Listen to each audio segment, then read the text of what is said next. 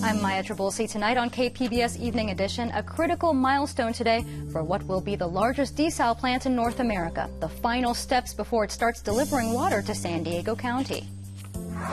The U.S. Supreme Court rules independent redistricting commissions, like the one we have in California, are legal. I'm Peggy Pico with how the ruling could prevent partisan gerrymandering.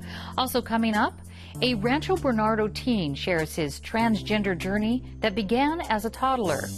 What he and his family are doing to help others. What's going on? Like, this is madness. And I think that's the wonderful thing about the play, is that love can drive you absolutely mad. Mad about cross-dressing and cross-garters, Shakespeare's romantic comedy exploring the different faces of love. KPBS Evening Edition starts right now.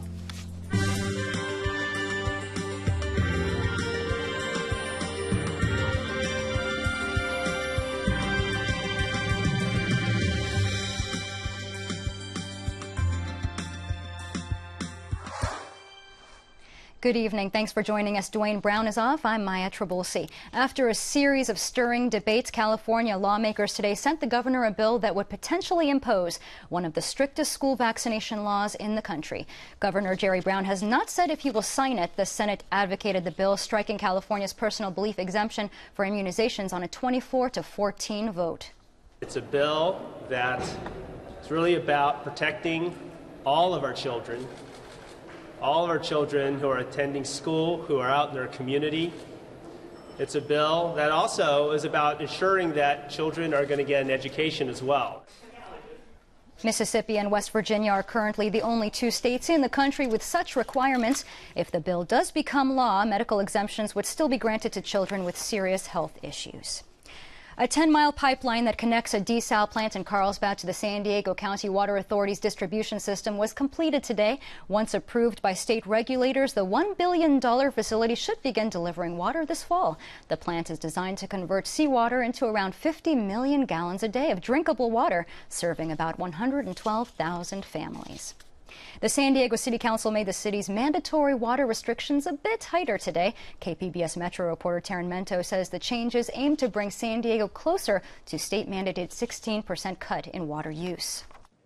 The updated rules mean residents must cut lawn and landscape watering from 3 days a week to 2, and only 5 minutes at a time. Now, if you use a water-efficient system such as drip irrigation, you can water longer.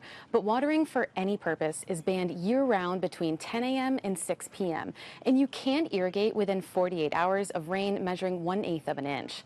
These changes bring San Diego in line with state and county requirements, but now the city is able to enforce them. The city's Parks and Recreation Department will also step up its conservation efforts. The department accounts for 60% of water used by the city government. Taryn Mento, KPBS News. Our coverage on California's drought emergency continues on our website. You can find Running Dry at kpbs.org/drought.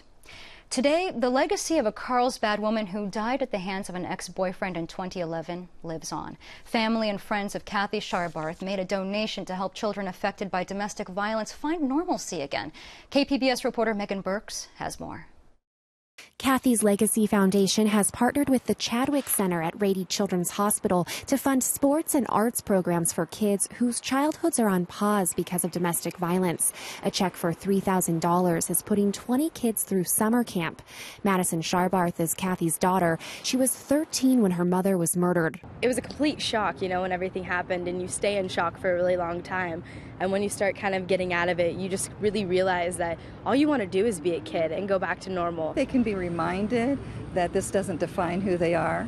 Domestic violence doesn't define their lives, that they need to be a child, have the activities that normal children do every day of their lives, and move forward. Madison plans to study law at Stanford after she graduates from high school next year. She says she was inspired by the attorneys who sought justice for her family. The community came out at large to help her.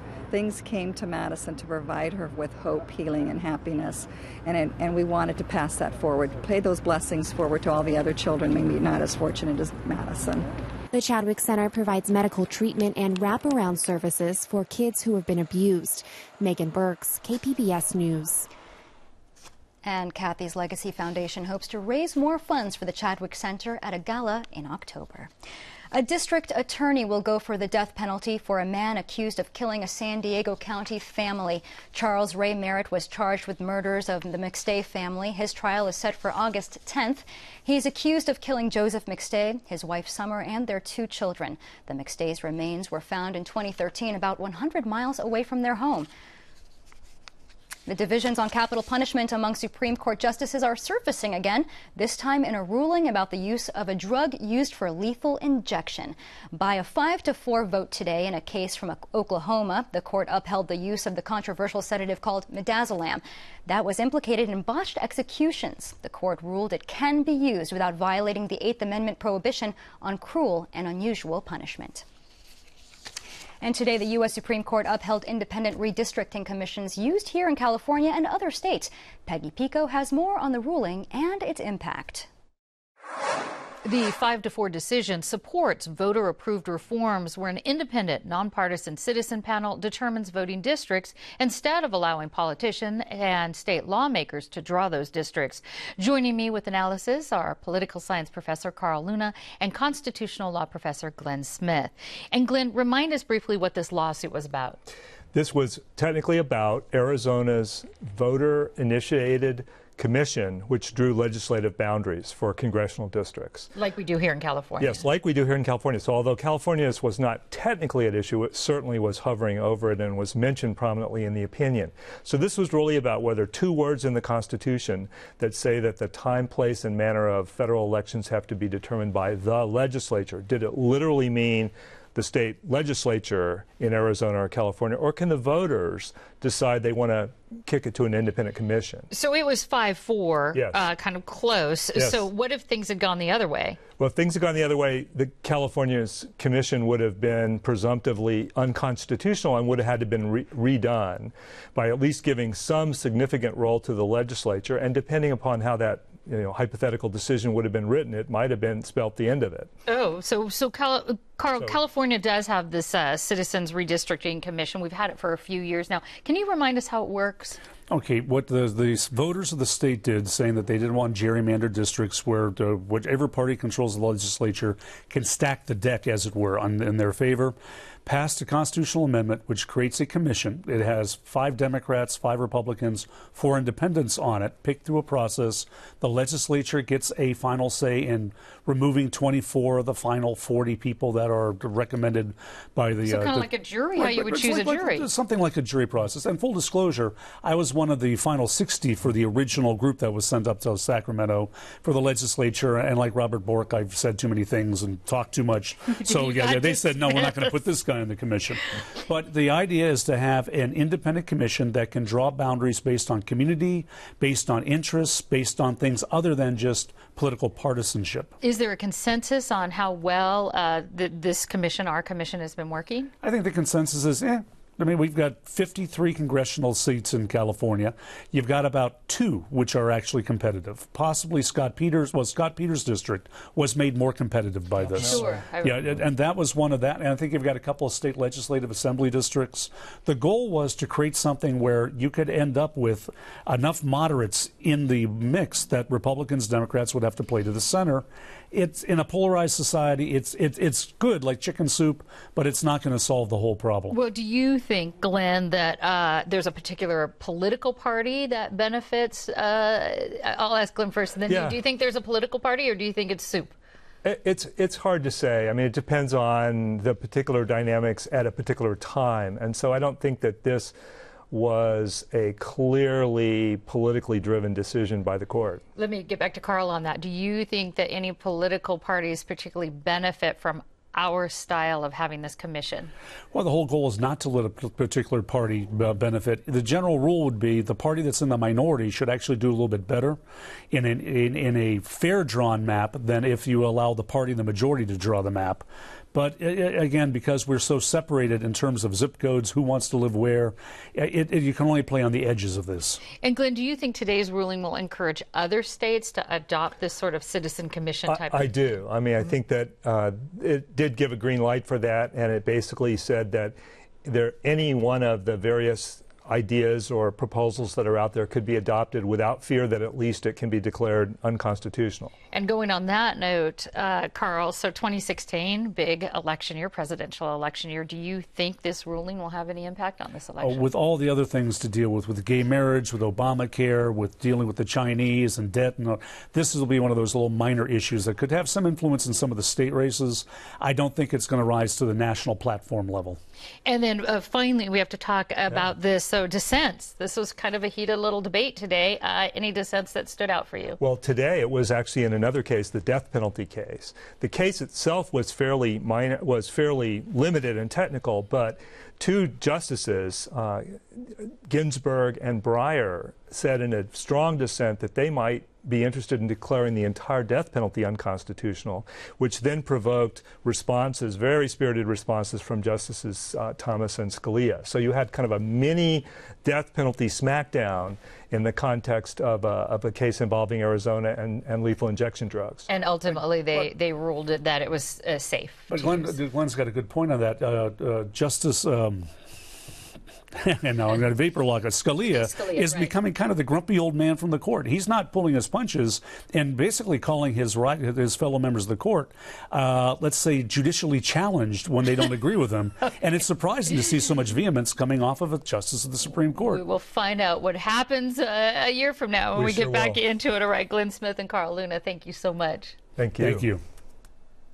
And there are reports of San Diego pro golfer Phil Mickelson being connected to an illegal gambling operation. According to ESPN, the operation may have collected more than $2 million in bets. The sports network also says Mickelson has not been charged with a crime and he is not under investigation. Court documents and unnamed sources reveal to ESPN that there may have been several money transfers between the golfer and a La Quinta man who accepted a plea deal as part of his connection to laundering money for the operation. The golfer's spokesman had no comment on the allegations.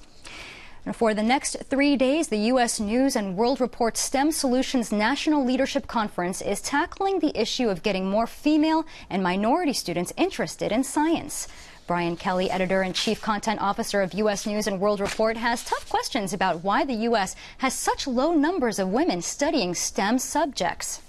I've seen numbers as high as 50% of the engineering students in Mexico are women. In the United States, it's less than 20. So why is that? It's not a gender problem. You know, it's a culture problem. Kelly says if American students aren't prepared for STEM jobs, he's sure young people in China and India are.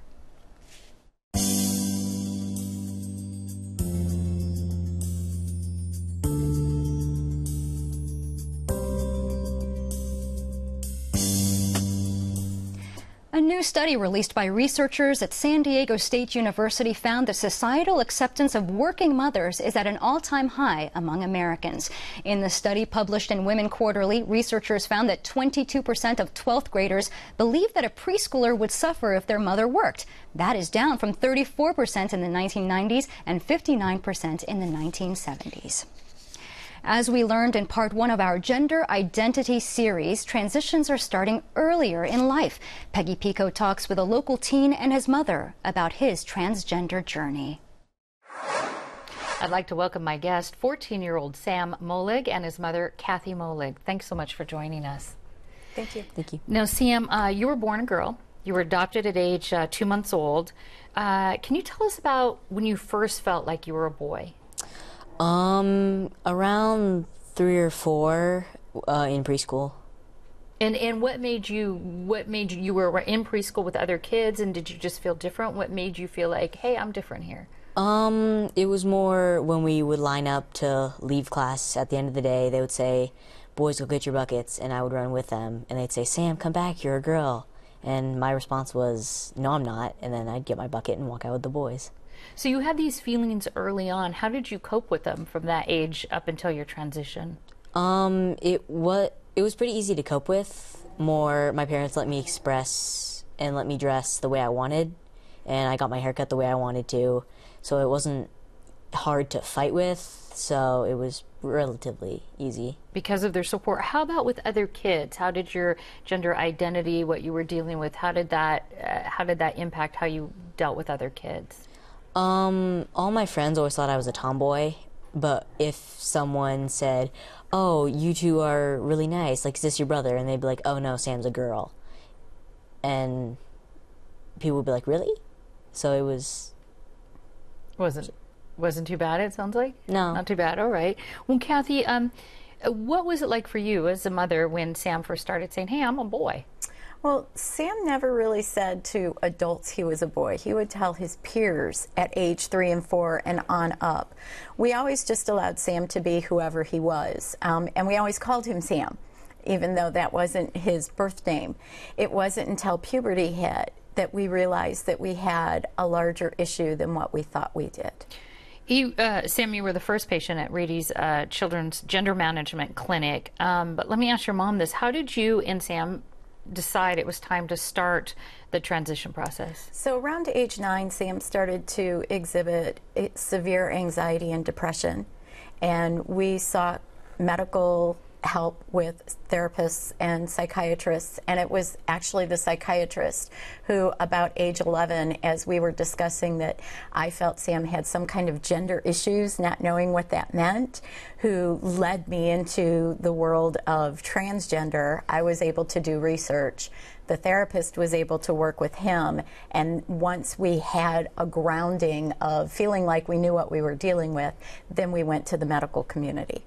And Sam, how does it feel now that you're a boy? How do you feel different, or do you feel different? I definitely feel different. It's easier to wake up in the morning and be proud of who I am, whereas back when I was depressed and anxious and I just thought, why am I awake?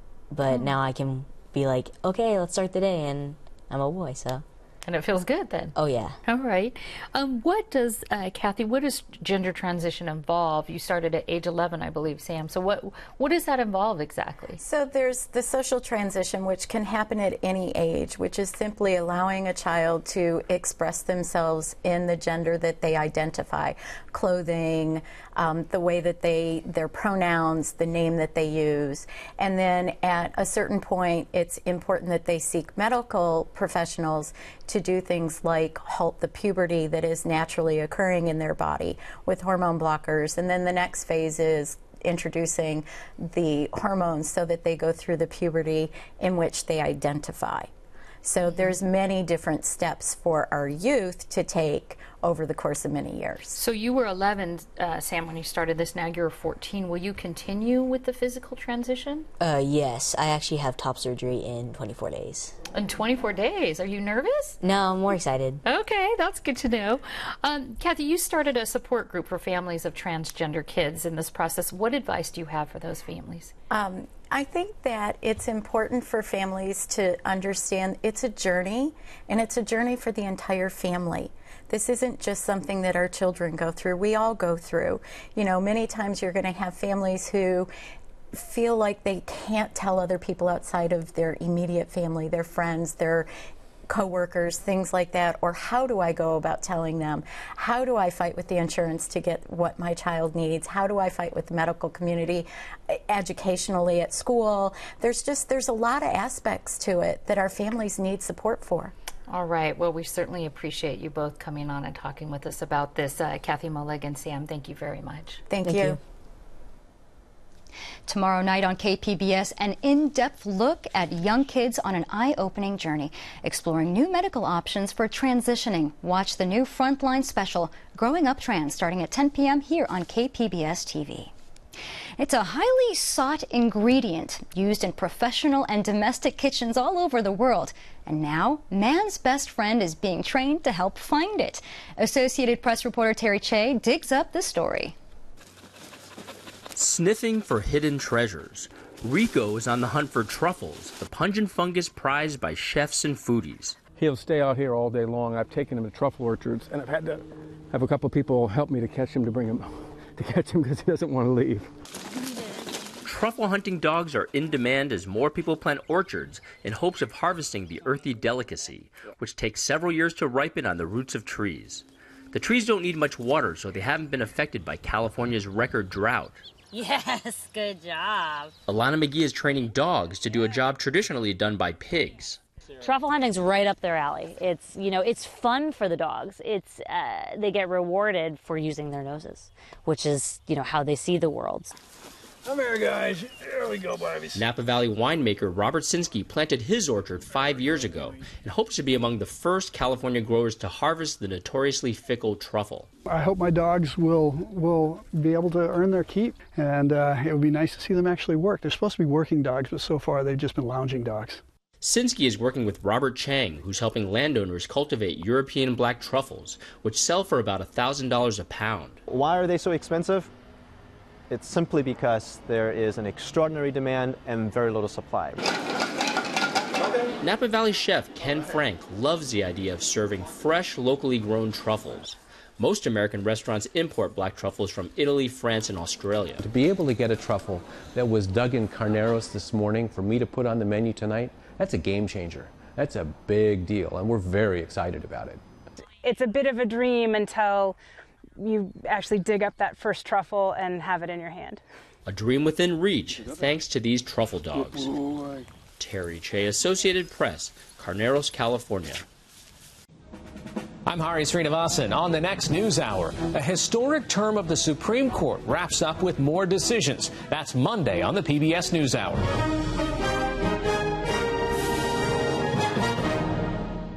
Twelfth Night is one of William Shakespeare's most popular romantic comedies. KPBS arts reporter Beth Accomando goes behind the scenes at the Globe's production to uncover how many different incarnations of love exist in the play. Twelfth Night is about, at its heart, it's about this madness of love.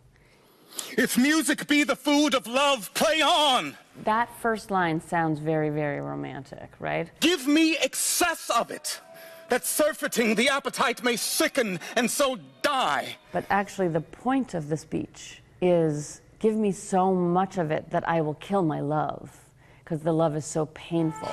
Enough! No more! Just in that very first speech, it contains the contradictions of the play. Contradictions stem from a gender-bending plot in which Viola, a woman who assumes the disguise of a man named Cesario, is asked by Duke Orsino to woo the Lady Olivia, whom he loves. But along the way, Viola falls for the Duke and Olivia for Cesario.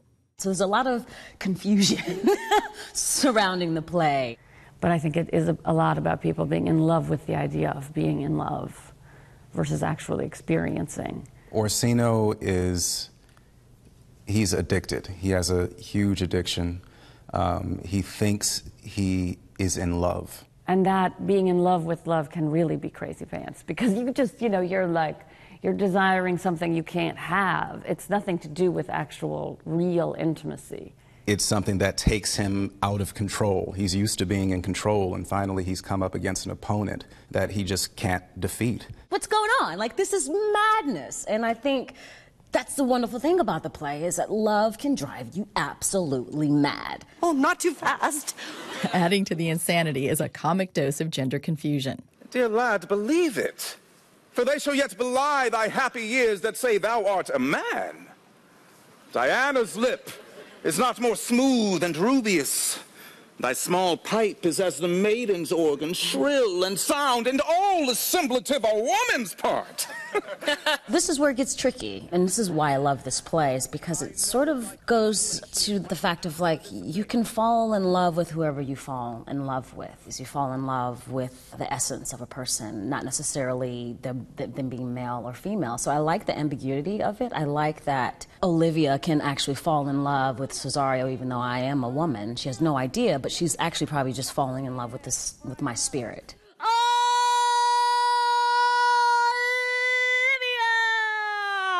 Olivia falls in love with Viola, and I kind of do believe that she falls in love with her because they're both grieving their brothers. There's a real desire there. There's like a mask that she doesn't see. So she thinks she knows it, but she doesn't quite know it. How now? Even so quickly may one catch the plague? Same, I think, with Orsino and Viola, that she's a boy frees him up emotionally, but he's falling in love with the person. When Cesario is with Orsino, how do we what are those times when you see Viola as an audience member and how she melts maybe for just a second?